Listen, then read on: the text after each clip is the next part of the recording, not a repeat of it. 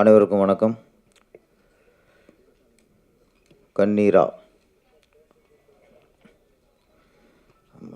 நீரா அப்படிங்கிறது ஒரு பெண்ணோட பெயர். ஆமாம், அந்த நீராவை கண்ணுக்குள்ளே கதாநாயகன் வைத்திருக்கிறாரு. அதுதான் கண்ணீரா. நான் ஃபஸ்ட் வெறும் கண்ணீரா அப்படிங்கும்போது நம்ம கண்ணில் வந்து நீரை சொல்கிறாங்க போல இருக்கு. அதான் டெய்லி பார்த்துக்கிட்டு இருக்கோமே. அது ஒரு டைட்டில் கொஞ்சம் புதுசாக இருக்குது. இதில் வந்து நம்மளுக்கு வந்து முக்கியமான விஷயம் என்னென்னா, மனைவி கதை எழுதி கணவன் இயக்கியிருக்கிறாரு. அது புது விஷயம். கணவன் இயக்குறதுக்கு ஒத்துக்கிட்டது ஓகே. அவர் கதாநாயகன் நடிக்கிறதுக்கு ஒத்துக்கிட்டாங்க பாருங்க. நிறைய பேருக்கு பயப்படுவாங்க. சினிமாவுக்கு விடுறதுக்கே பயப்படுவாங்க. அதில் இயக்குனராக அனுமதிக்கிறது வேறு, கதாநாயகனை வேறு அனுமதிச்சிருக்காங்க.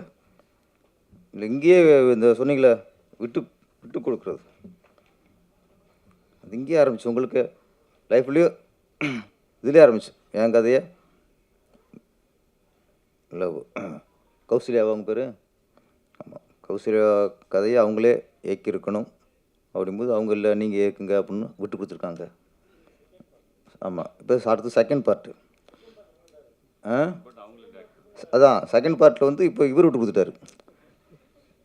நான் ஃபஸ்ட்டு படம் நான் இயக்கிட்டேன், ரெண்டாவது படத்தை நீ இயக்கிறேன்ட்டு. இப்போ ஃபஸ்ட் பார்ட்டு போகும்போது ரெண்டாவது குழந்தை ரெடி ஆயிடுச்சு. இப்போ செகண்ட் பார்ட் போகும்போது மூணாவது குழந்தை ரெடி ஆயிரும்ல. ரொம்ப அவர் ரொம்ப ஆர்வம் இருக்கார் ரோபசங்கர். என்ன அவர் வந்து அதனால் செகண்ட் பார்ட் போகும்போது மூணாவது குழந்தையும் ரெடி ஆகிடணும்.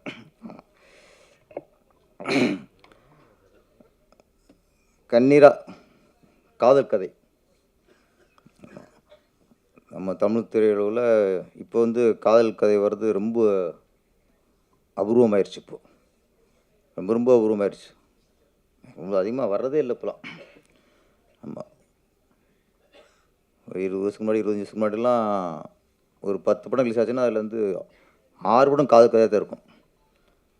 4ல் 1 குடும்ப கதையாக இருக்கும், ஒன்று த்ரில்லராக இருக்கும், 2 அடிதடி கமர்ஷியல் அப்படி இருக்கும். இப்போ 10 படம் ரிலீஸ் ஆச்சுன்னா 10 படமே அடிதடி, வெட்டு குத்து, கஞ்சா கடத்தல், கத்தி குத்து, ரேப்பு, இப்படி பல ஐட்டமாக போயிட்டுருக்கு. காதல் கதையே அபூர்வமாக போச்சு. அந்த நேரத்தில் ஒரு காதல் கதை ஒரு படம் வருங்கும்போது அதுவே மனசுக்கு இப்போ சந்தோஷமாக இருக்குது. நிறைய ஹீரோக்கள் வந்து தொடர்ந்து காதல் கதை பண்ணி தான் பெரிய ஹீரோ ஆகியிருக்காங்க. இப்போ விஜய் சார்லாம் பார்த்தா ஃபஸ்ட்டு மேக்ஸிமம் 25-30 படம்லாம் காதல் படம் தான். அதுக்கப்புறம் கமர்ஷியல் ஹீரோவாகி அப்புறம் இளைய தளபதி இங்கே தலைவர் ஆகிட்டார். அது மாதிரி அஜித் சாரும் அப்படி தான். பிகினி அவரும் 20-25 படம் லவ் ஸ்டோரி தான். அதுக்கப்புறம் இப்போ வீரம், விஸ்வாசம், விடாமுயற்சின்ட்டு வேறு ரேஞ்சில் போயிட்டுருக்காரு. ஆனால் எம்ஜிஆருக்கும் சிவாஜிக்கும் எம்ஜிஆர் சாருக்கும் எவர்கிரீன் படமாக அன்பேவா முழுக்க முழுக்க லவ் ஸ்டோரி. அது மாதிரி நடிகத்திலும் சிவாஜி கணேசனுக்கு எவர்கிரீன் படம்னா வசந்த மாளிகை, அது லவ் ஸ்டோரி தான். லவ் ஸ்டோரிலாம் பார்க்கும்போது அதில் ஒரு ஈர்ப்பு இருக்கும், மனசுக்கு சந்தோஷமாக இருக்கும். இப்போ நம்மளால் முடியலைங்கும் போது ஒரு ஹீரோ ஒரு பொண்ணை கட் பண்ணி லவ் பண்ணுறான் ட்வீட் போகிறாங்கும்போது நமக்கு சந்தோஷமாக இருக்கும். சரி ஓகே, நம்ம நினைக்கிறோம் முடியல, ஒருத்தன் நினச்சிட்டு ட்வீட் போடுறான். ஆமாம், இப்போ அதுக்கும் இல்லை. இப்போ நம்ம கஞ்சக்காரத்தை நினைக்கிறோம், கொலை பண்ண நினைக்கிறோமா? ஆனால் இதைத்தான் பண்ணிக்கிட்டு இருக்கானுங்க இப்போ. அதில் இந்த நேரத்தில் லவ் ஸ்டோரி, கண்ணீரா லவ் ஸ்டோரிங்கிறது ரொம்ப ஆரோக்கியமான விஷயம். அது முழுக்க முழுக்க மலேசியாவிலேயே படப்பிடிப்பை நடத்தி, நல்ல வேலை ஆர்டர் விசாரிச்சு இங்கே வச்சிங்களே, நீங்கள் அங்கேயே வச்சு அங்கேயே ரிலீஸ் பண்ணிக்கிறாமே. ஒரு தமிழ் படம் மலேசியாவில் படமாக்கப்பட்டாலும் நம்ம இந்தியாவில் தமிழ்நாட்டில் ரிலீஸ் பண்ணணும்னு நினச்சி அதுக்கு உத்ரா ப்ரொடக்ஷன்ஸ் அதை ரிலீஸ் பண்ணுறாங்க. ஆமாம், அவங்களுக்குடைய வாழ்த்துக்கள். இப்போ வாகை பிடிச்சதாக இருக்கட்டும், உத்ரா ப்ரொடக்ஷன் சார்பாக அவர் பேசும்போது இருக்கட்டும், ஏதாவது ஒரு ஆதங்கத்தை இங்கே வெளிப்படுத்தினாங்க. சிறிய படங்கள் தேட்டர் கிடைக்க மாட்டேங்குது, ஆள் வர மாட்டேங்கிறாங்க, படத்தை முடித்தாலும் ரிலீஸ் பண்ணுறதுக்கு ரொம்ப சிரமமாக இருக்குது. இது வந்து இவங்களுடைய ஆதங்கம் மட்டும் இல்லை, இன்றைக்கி சிறு படங்கள் பண்ணுற எல்லா பிடிச்சிருக்கும் இந்த ஆதங்கள் தான். இதுக்கு எங்கே விட, எங்கே தவறு, இதுக்கு என்ன ஒரு முடிவு, ஏகப்பட்ட கேள்வி. நம்ம யாரும் இங்கே குறை சொல்ல முடியல. ஏன்னா இப்போ தேட்டர் தர மாட்டேங்கிறாங்கன்னு தேட்டருக்கார குறை சொல்கிறோம். அவங்க என்ன சொல்கிறாங்க, சின்ன படத்தை போட்டால் தேட்டருக்கு ஆள் வர மாட்டேங்கிறாங்க, 10 பேர் 5 பேர் இருக்காங்க அப்படின்னு அவங்க குறை சொல்கிறாங்க. எந்த பக்கம் நியாயம்னு யோசிக்கணும். அது வந்து ரெண்டுமே உண்மை தான். சின்ன படங்களுக்கு தேட்டர் கிடைக்கலைங்கிறது உண்மை தான். சிறிய படங்களுக்கு மக்கள் ஆதரவு தர மாட்டேங்கிறாங்க, அவங்க தேட்டருக்குள்ளே வர மாட்டேங்கிறாங்க அப்படிங்கிறதும் உண்மை தான். ஆனால் ரெண்டுமே குறை தான். திரையுலகுக்கு ரெண்டுமே மிகப்பெரிய ஒரு குறை. அப்போ இதை எப்படி நிவர்த்தி பண்ணணும், அங்கே தான் யோசிக்கணும். நம்ம மாறி மாறி குறை சொல்லிட்டே இருந்தோம் வச்சுங்களேன், அது வந்து ஒரு வேலைக்கு ஆகாது. மக்களை தேட்டருக்குள்ளே கொண்டு வரணும், அதுதான் இன்றைக்கி வேண்டிய விஷயம். அதுக்கு என்ன பண்ணணும், தயாரிப்பாளர்கள் என்ன பண்ணணும், இயக்குநர்கள் நடிகர்கள்லாம். இப்போ இயக்குனரெலாம் ஒரு டெக்னீஷியன் தான், படத்தை முடிச்சு கொடுத்துருவாங்க, அவ்வளோதான். அதுக்கப்புறம் ப்ரொடியூசருக்கு தான் சவாலாக இருக்குது. அப்போ ப்ரொடியூசர் தான் இதை யோசிக்கணும்.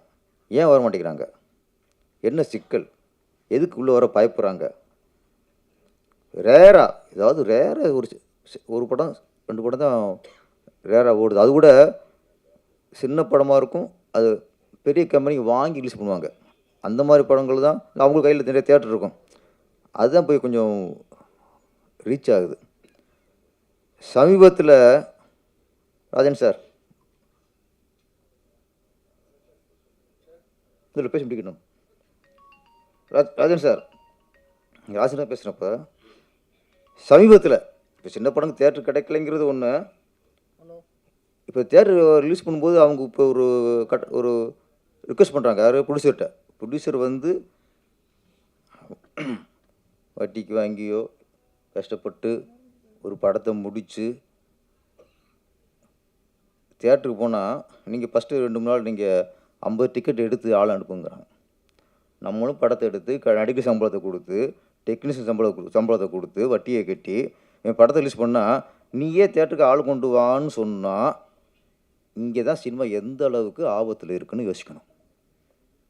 பிடிச்சிருக்குதா வேலை, அது எப்படி 50 டிக்கெட் 50 ஆள் உள்ள அனுப்பணும். என்ன வேலை கடைசி புதுசுக்கு என்ன வேலையை போச்சு. இப்போ அவனு டிக்கெட் கிளிக்கிற வேலையை போச்சு கடைசியா தேட்டரில் போய். இல்லை, பெரிய ஒரு ஆபத்தில் இருக்குது. இது நானும் பேசிட்டு, இப்போ உதயகுமார் சாரும் பேசி, ராஜன் சாரும் பேசிட்டு, இது பேசிலேயே போகிற விஷயமே இல்லை. இதுக்கு தீர்வு வேணும். நடிகருடைய சம்பளத்தை குறைக்கணும், இயக்குனர் சம்பளத்தை குறைக்கணும், டெக்னீஷியன் சம்பளத்தை குறைக்கணும், ஷூட்டிங் செலவு குறைக்கணும். இது மட்டும் இல்லையே ப்ரொடியூசருடைய சூழ்நிலை, இது மட்டும் இல்லையே. நாங்கள் எல்லாம் குறைச்சிக்கிறோம், எல்லாம் பண்ணிக்கிறோம், செலவு குறைப்போம், எல்லாம் ஒத்துழைக்கணும். நாங்கள் ஒத்துழைக்கிறோம், ஓகே. ஒத்துட்டதை எல்லாம் ஒத்துட்டாங்க எல்லாருமே. இது இல்லை பிரச்சனை. இப்போது ஷூட்டிங் செலவு குறைக்கிறது பிரச்சனை இல்லை, ரிலீஸ் பண்ணுறதும் பிரச்சனை. அதுதான் போராட்டம். இன்றைக்கி படம் பண்ணுறது ஈஸி, பணம் இருந்தால் படம் பண்ணிடலாம். ரிலீஸ் பண்ணுறது தான் இன்றைக்கி முடியலை. தேட்டர் எங்கே இருக்குது, யார் கையில் இருக்குது, யார் ஆக்கிரமிச்சிருக்கா, ஏன் கிடைக்க மாட்டேங்குது, இல்லை கிடைச்சாலும் கூட்டம் ஏன் வர மாட்டேங்குது. அதான் இப்போ நான் கேட்ட கேள்வி.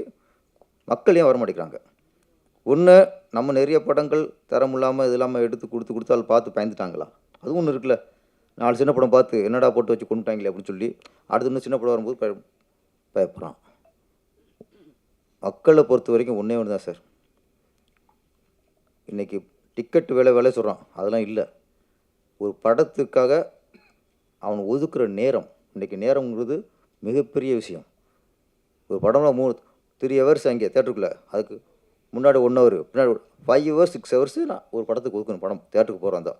அப்போ நான் வந்து இன்றைக்கி 6 மணி நேரம் ஒரு படத்துக்காக காலத்தை ஒதுக்குறேன்னா அந்த படம் அதுக்கான ஒர்த்தாக இருக்கணும். அதுதான் முக்கியம். அப்படி ஒர்த்து இல்லைங்கிற பட்சத்தில் உள்ளே வரமாட்டேங்கிறான்.